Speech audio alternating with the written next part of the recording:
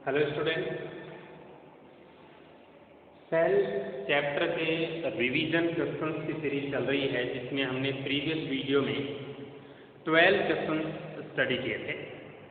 उन 12 क्वेश्चंस को आपको फेयर नोटबुक में लिखना था और लर्न करना था, होमवर्क सेंड करना था।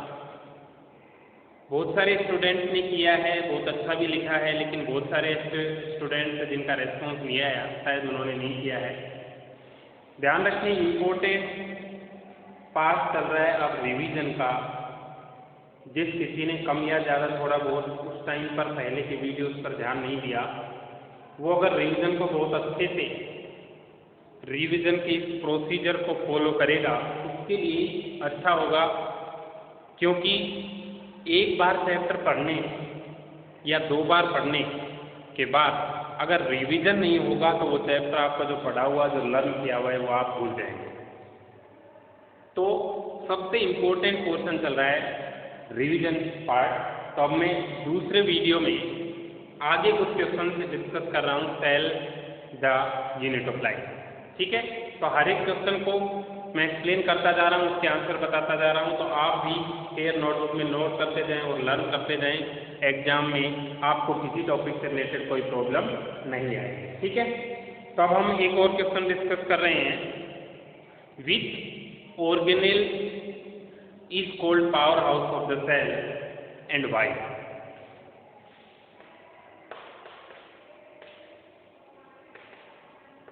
Which organelle is called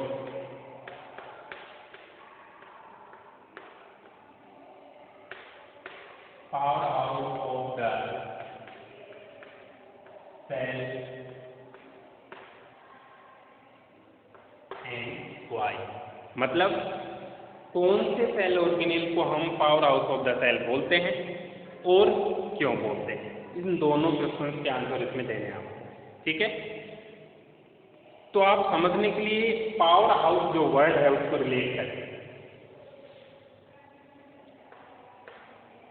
power house का मतलब एनर्जी जहां बने और जहां स्टोर हो। ठीक है, तो powerhouse of the cell हमने पढ़ा है कि जब चैप्टर पढ़ा था तब कि ऐसा सेल ऑर्गेनेल भी सेल के अंदर होता है जिसमें की एनर्जी बनती है और वो एनर्जी एटीपी की फॉर्म में बनती है। एटीपी का मतलब होता है एडिनोसाइन ट्राइफॉस्फेट। ठीक है, वो एनर्जी एटीपी की फॉर्म में बनती है और वो उस ऑर्गेनेल में ही स्टोर रहती है जब तक कि किसी एक्टिविटी में वो काम ना आते। मतलब हम बात कर रहे हैं माइटोकॉन्ड्रिया सेल ऑर्गेनेल की। Mitochondria cell organelle eukaryotic cells में प्रेजेंट होता है और इसमें एनर्जी का प्रोडक्शन होता है। किस फॉर्म में एनर्जी बनती है? एटीपी। किस प्रोसेस से एनर्जी बनती है? रेस्पिरेशन। किस ऑर्गेनेल में एनर्जी बनती है? माइटोकॉन्ड्रिया। किन सेल्स में होता है माइटोकॉन्ड्रिया? Eukaryotic cell. और कॉमन नेम इसका क्या है? Powerhouse of the cell. ठीक है, तो आंसर आप क्या लिखेंगे? Mitochondria is known as powerhouse of the cell because energy is formed in mitochondria as ATP by the process of respiration. Full stop. अगला पॉइंट, दिस एटीपी, ब्रैकेट में लिखें, पहले लिखें दिस एटीपी, फिर bracket में लिखें energy currency of the cell, bracket close, is used to perform various activities by a cell और body. Full stop. ठीक है, तो ये इस क्वेश्चन का आंसर हुआ कि माइटोकॉन्ड्रिया तो ऑर्गेनेल है और इसलिए बोलते हैं क्योंकि वहां पर एनर्जी बनती है respiration. Second, question number 14, where are the lipids and protein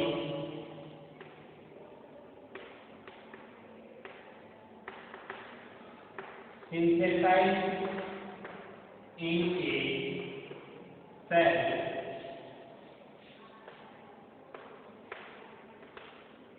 required to make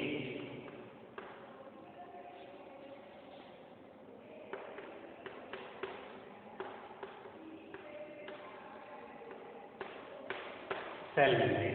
ठीक है, अगला क्वेश्चन है कि लिपिड्स और प्रोटीन, हम सभी को पता है कि सेल मेम्ब्रेन का कंपोजिशन, सेल मेम्ब्रेन भले प्रोकैरियोटिक सेल की हो, बैक्टीरिया सेल, यूकैरियोटिक सेल में प्लांट हो या एनिमल सेल हो, कोई भी सेल हो, उसकी जो सेल मेम्ब्रेन होती है वो लिपिड और प्रोटीन दो मेन चीज़ों से बनी हुई होती है। पहला, ठीक है, पहला पॉइंट लिखना नहीं है आपको, वैसे समझ लें कि सेल मेम्ब्रेन किस चीज़ की बनी होती है, लिपिड और प्रोटीन। तो यहाँ पर क्वेश्चन में क्या पूछा हुआ है कि सेल मेम्ब्रेन को बनाने वाली लिपिड और प्रोटीन खुद कहाँ बनती है।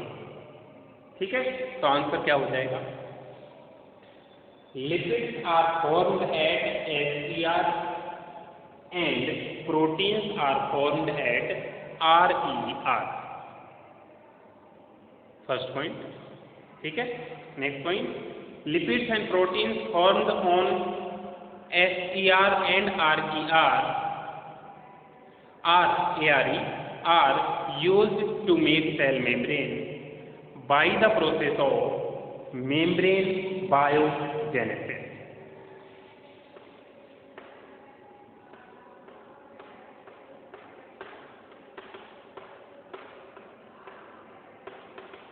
ठीक है, मतलब प्रोटीन और जो प्रोटीन और लिपिड है वो बनी तो कहाँ, RER और SCR पर, और फिर कहाँ काम आ गई, सेल मेम्ब्रेन बनाने में। तो सेल मेम्ब्रेन बनने के प्रोसेस को क्या बोलते हैं, मेम्ब्रेन बायोजेनेसिस। क्लियर, दो क्वेश्चन 13 और 14 क्वेश्चन हो गया है। अब हम क्वेश्चन नंबर 15 डिस्कस करेंगे नेक्स्ट।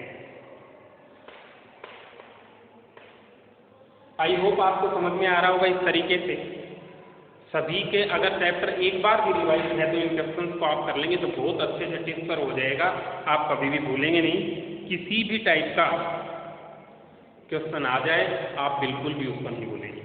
ठीक है, नेक्स्ट, हाउ डज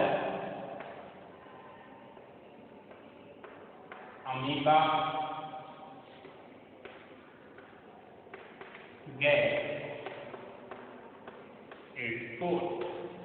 ठीक है, अमीबा, पहले आप अमीबा के बारे में सुन लीजिए। अमीबा एक यूनिसेलुलर यूकैरियोटिक ऑर्गेनिज्म है जो डाइवर्सिटी में किंगडम प्रोटिस्टा में आती है। ठीक है, किंगडम प्रोटिस्टा का मेंबर है अमीबा। अमीबा अपना फूड किस तरह से ऑब्टेन करता है, इसका मतलब इस क्वेश्चन में ये पूछना चाह रहे हैं कि कोई एक सिंगल सेल बाहर से फूड पार्टिकल को कैसे लेती है और लेने के उस प्रोसेस को बोलते क्या है और वो प्रोसेस होता कैसे है। ठीक है, तो अब यहाँ पर आप समझें कि यहाँ पर एग्जाम्पल तो अमीबा के तौर पे है, लेकिन कोई भी एनिमल सेल इस तरह की हो सकती है जो कि बाहर से आने वाले पार्टिकल को कैसे गेन करती है, उसका मैकेनिज्म है। तो इसका आंसर तो सिंपल सा है, एक वर्ड का, amoeba get its food by process of phagocytosis. बस ये आंसर है। ठीक है, इसी में अगला पॉइंट और लिख दीजिए, phagocytosis is the process of intake of solid substance, bracket में लिख दें, cell eating, bracket close, by a cell. ठीक है, फैगोसाइटोसिस क्या है, किसी सेल, कोई सेल अगर किसी सॉलिड पार्टिकल को बाहर से खाए तो उस खाने के प्रोसेस को फैगोसाइटोसिस बोलते हैं। ठीक है, मान लीजिए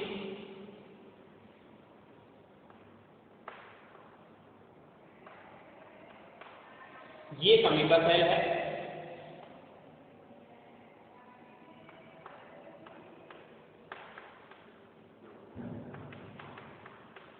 और ये फूड पार्टिकल है।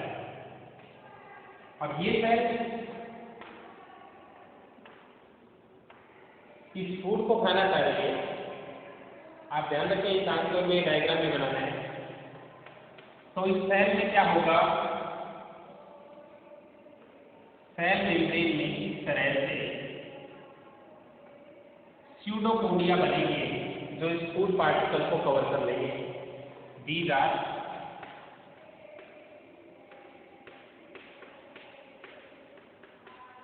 स्यूडोपोडिया।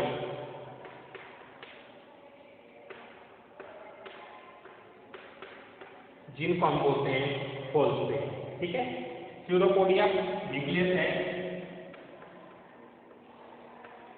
अब ये एक वैक्यूल की फॉर्म में अंदर पिंच ऑफ हो जाएगा और एक फूड पार्टिकल बन जाएगा। तो अंदर लेने का प्रोसेस ही फेगोसाइटोसिस है।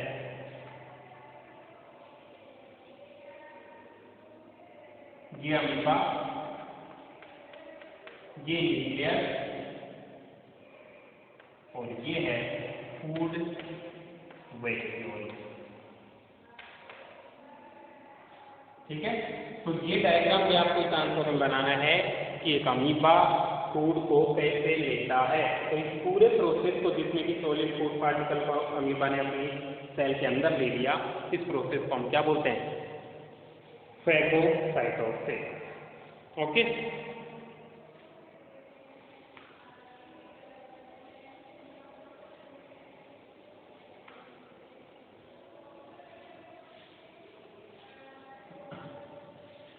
उसके बाद बहुत इंपॉर्टेंट है, एक्टिविटी बेस्ड क्वेश्चन भी इससे बनता है, वो मैं बता रहा हूं आपको। Question number 16,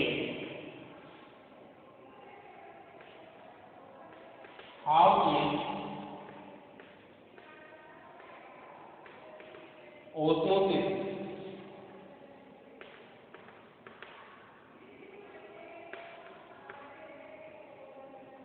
different from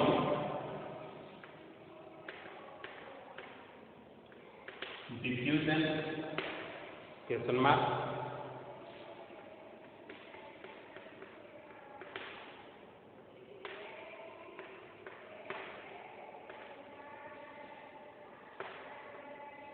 explain osmosis by help of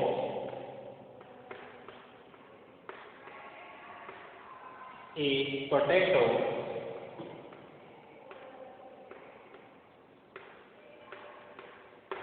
osmometer. Potato osmometer की हेल्प से एक्सप्लेन करो कैसे ऑस्मोसिस होता है, ठीक है। बहुत अच्छे से समझें। थोड़ा सा माइन्यूट डिफरेंस है इनके अंदर, कई बार बच्चे कंफ्यूज कर जाते हैं, एक की डेफिनेशन दूसरे में लिख जाते हैं, ठीक है। दोनों ही प्रोसेस में सिमिलरिटी है तो डिफरेंस भी है।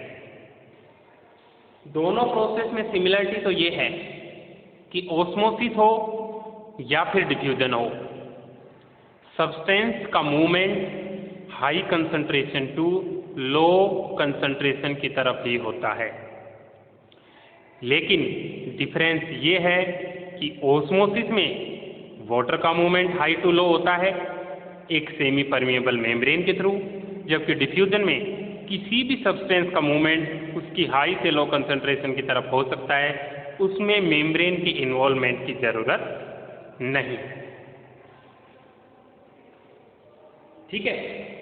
तो इसमें आप आंसर किस तरह से लिखना स्टार्ट करेंगे, आंसर डालकर osmosis and diffusion show both similarity and difference. पहला पॉइंट हो गया। अगला पॉइंट लिखें, the similarity is that during both of these processes movement of substances occurs from high concentration to low concentration. Second point. Third point लिखें, difference is that in osmosis movement of water occurs while in diffusion any substance can move. ठीक है, तीसरा point हो गया। अब definition लिख दीजिए अगले पॉइंट में, the process of movement of any substance from high to low concentration is called diffusion, full stop. Next, the process of movement of water from the region of high concentration to low concentration through semi permeable membrane is called osmosis, ठीक है, full stop. First वाला part complete हुआ। अब हम second potato osmometer को study करेंगे। उससे पहले आपको ये पता होना चाहिए कि जिस वाटर में सोल्ट या शुगर मिला देते हैं वो वाटर प्योर वाटर की कंपैरिजन में ज़्यादा कंसंट्रेटेड हो जाता है, मतलब ज़्यादा गाढ़ा हो जाता है। ये मान सकते हैं हम कि एक 100 ml वाटर लेकर उसमें 100 ग्राम चीनी मिला दें और दूसरा 100 ml वाटर बिल्कुल प्योर रखें, तो कौन से में वाटर के मॉलिक्यूल्स ज़्यादा फ्री हैं? तो आप कहेंगे प्योर वाटर वाले में, क्योंकि शुगर वाले में तो थोड़ा सा गाढ़ा हो गया है सॉल्यूशन। अगर प्योर वाटर वाले में ही वाटर ज़्यादा है तो वाटर मूवमेंट कहाँ से कहाँ होगी, प्योर से शुगर सॉल्यूशन या शुगर सॉल्यूशन से प्योर? तो आंसर होगा प्योर से लेकर शुगर सॉल्यूशन, क्योंकि वाटर मॉलिक्यूल हमेशा अपने ज़्यादा से लो कंसंट्रेशन की तरफ जाते हैं। ठीक है, इसी को प्रूव करना है हमें एक्सपेरिमेंटली। कैसे?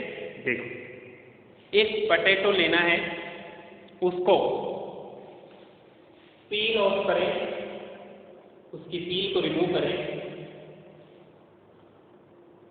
और उसमें इस तरह का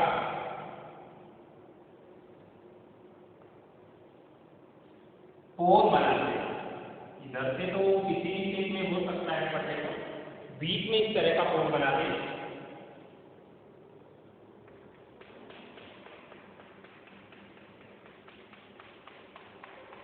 ये तो मैं पोटैटो के ऊपर लाऊं, पोटैटो की बॉल है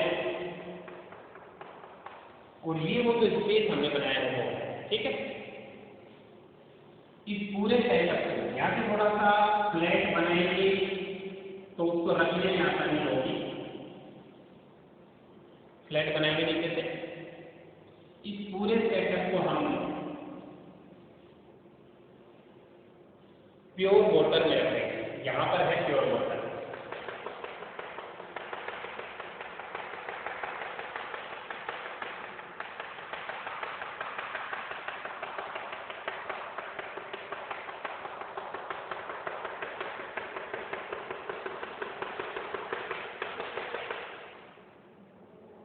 इतना भरे के ऊपर से इसमें पानी नहीं आना चाहिए।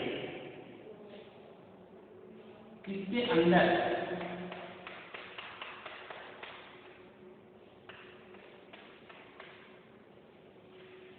हम भर देंगे शुगर का सॉल्यूशन।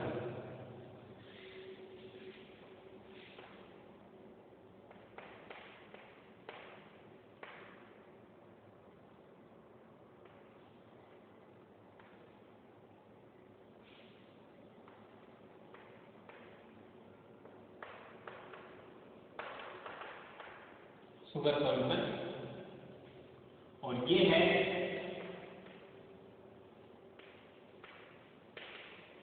Pure water. ठीक है, इस तरह से हमें रख दिया। अब आपको पता होगा कि ये तो पतला सॉल्यूशन है और ये गाढ़ा सॉल्यूशन है, इसमें शुगर ज़्यादा मिलेगी है। ठीक है, तो हम यहाँ पर ऑस्मोसिस को देखेंगे। प्योर वाटर में वाटर मॉलिक्यूल्स की मूवमेंट फ्रीली होती है, जबकि शुगर मिक्स है तो वहाँ पर वाटर मॉलिक्यूल्स की मूवमेंट कम है। इसके लेवल को इनिशियल लेवल पर आप एक ऑल्फिन लगा दें ताकि हमें पता रहे कि लेवल चेंज होगा।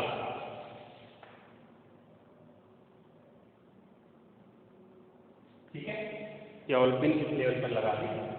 पानी में रखने के 10 से 15 मिनट के बाद आपको ऑब्जर्व करना है कि क्या होता है।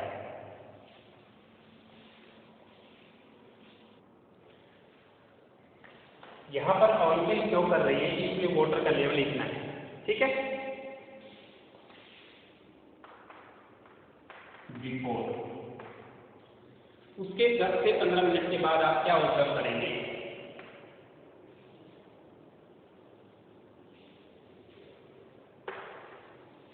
ये वो वाटर का पोर्ट है।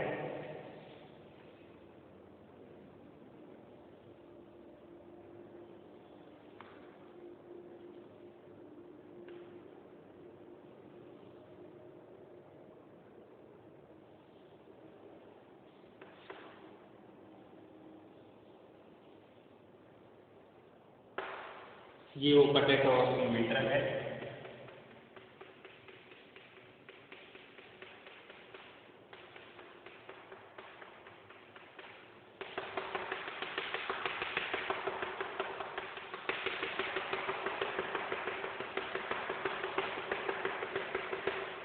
ये प्योर वाटर बाहर की तरफ है। ये थोड़ा वाइट बना दिया है, आप समझे बस, वाइट और नहीं तो चेक नहीं करें। अब यहाँ पर हमने जो पॉलिथीन लगाई है, ये लेवल था, तो वाटर का लेवल बताइए, इसमें राइज होगा, नीचे आएगा या फिर सेम रहेगा? तो इसमें आंसर होगा राइज। क्यों? वाटर अपनी हाई कंसंट्रेशन से लो कंसंट्रेशन की तरफ मूव करेगा और पोटैटो की जो सेल मेम्ब्रेन नहीं बनी होगी उससे होता हुआ उस शुगर सॉल्यूशन में आएगा, जिससे उस ऑस्मोमीटर में शुगर का लेवल यहाँ से, शुगर सॉल्यूशन का लेवल यहाँ से और यहाँ पर जाएगा। दूसरे ऑप्शन में वहां लगा दी। इसका मतलब ये सारा वाटर कहाँ से आया? इसमें से आया। क्यों आया? ऑस्मोसिस हुआ है। और ऑस्मोसिस क्यों हुआ?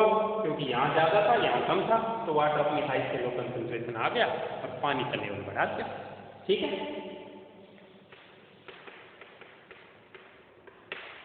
तो ये है पोटैटो ऑस्मोमीटर से एक्सप्लेन करना एक्टिविटी की हेल्प से कि कैसे ऑस्मोसिस होता है।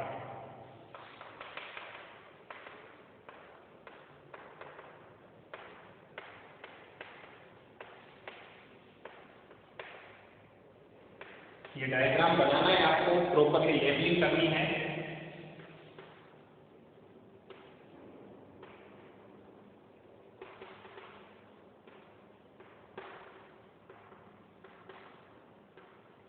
शुगर सॉल्यूशन के लेवल राइज हो जाता है। ठीक है, तो ये हुआ क्वेश्चन नंबर 16। उसके बाद अब कुछ क्वेश्चंस देख लेते हैं वन वर्ड टाइप के और डेफिनेशन टाइप के, समझने की कोशिश करें आप, सारे आंसर अच्छे से करें। Question number 17,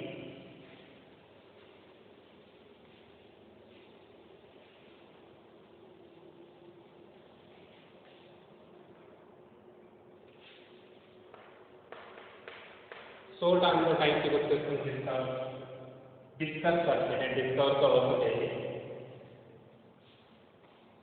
what is plasma membrane made up of?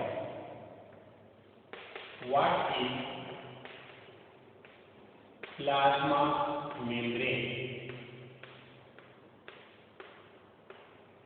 Made up of?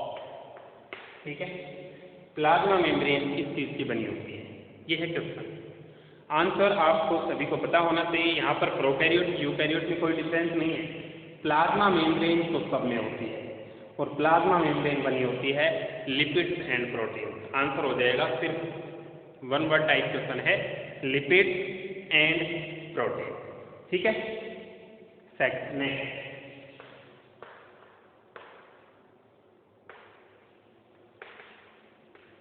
which are semi autonomous cell organelles? Semi autonomous cell organelle कौन से हैं? इसमें आंसर आ जाएगा mitochondria and plastid.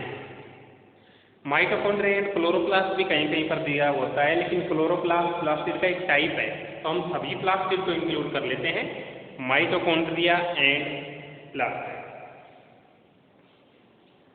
Next, name the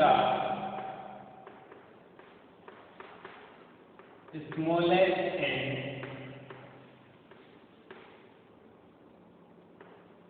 longest cell of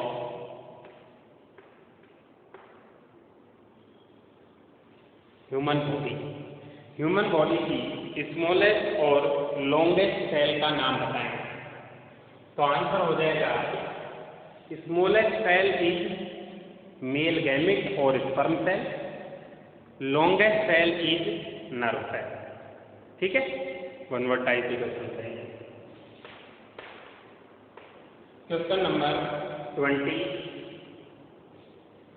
what is the full form of DNA, RNA and ATP? Write the full form of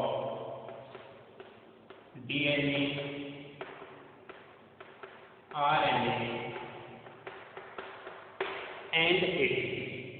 ठीक है, तो answer क्या हो जाएगा? DNA deoxy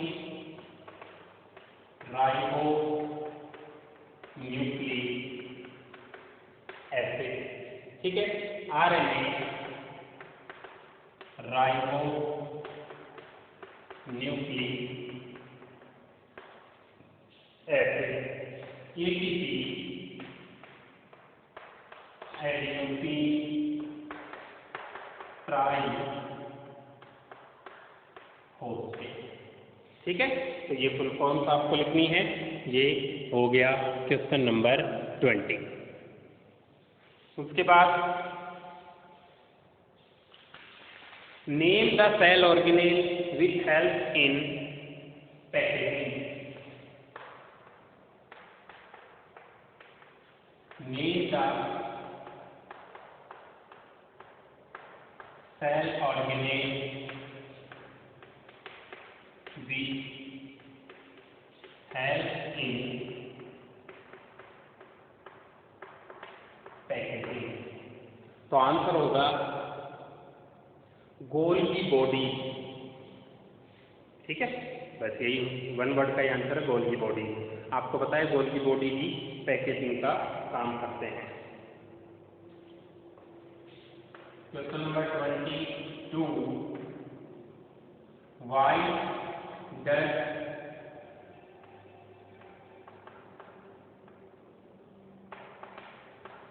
inner mitochondrial membrane folded in form of crystal? आप mitochondria के diagram में देखें कि अंदर वाली मेम्ब्रेन इस तरह से फोल्ड है, तो वो फोल्ड होने का रीजन बहुत बड़ा है। सिंपल मेम्ब्रेन होती तो उसका सरफेस एरिया कम होता, अब इस तरह से घूम गई है तो उसका सरफेस एरिया ज़्यादा हो गया है। ATP को जनरेट करने वाले H0F1 पार्टिकल जिनको हम ऑक्सीसोम बोलते हैं वो भी ज़्यादा वहाँ पर लगेंगे और एनर्जी का प्रोडक्शन भी ज़्यादा होगा। आंसर लिखें, to increase surface area for production of ATP। ठीक है, नेक्स्ट,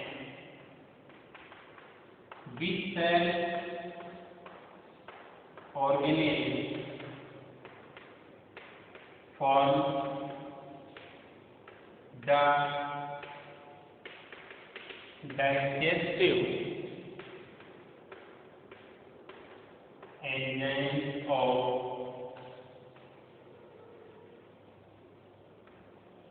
लाइसोसोम। लाइसोसोम हमें पता है उसमें पावरफुल डाइजेस्टिव एंजाइम्स होते हैं। उसमें वो एंजाइम्स किसने डाले, वो एंजाइम्स जो उसके अंदर हैं वो बनाए किसने थे? तो आंसर आएगा एंडोप्लाज्मिक रेटिकुलम ने बनाए थे, क्योंकि एंजाइम होते हैं प्रोटीन, और प्रोटीन तो RER रफ एंडोप्लाज्मिक रेटिकुलम पर ही बने। ठीक है, next, question number 24,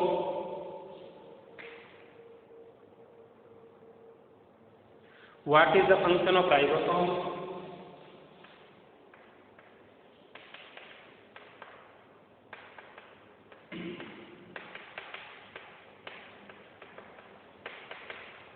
what is the function of ribosome.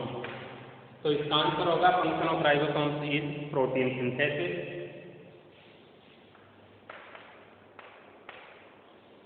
Question number 25,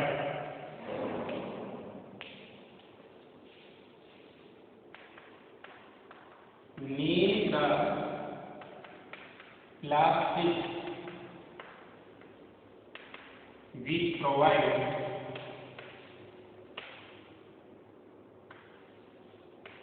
various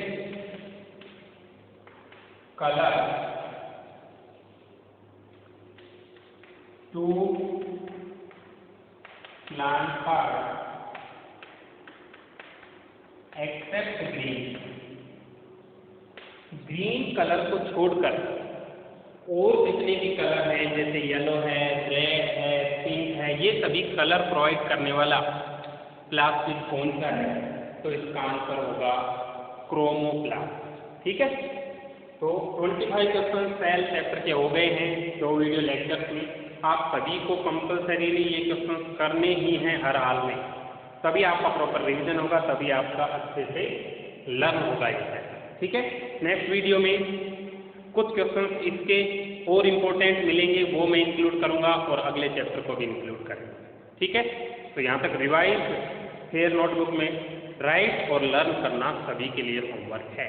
इसी में से क्वेश्चंस लिखें और जो आंसर्स मैंने समझाए वो लिखें। Okay, thank you.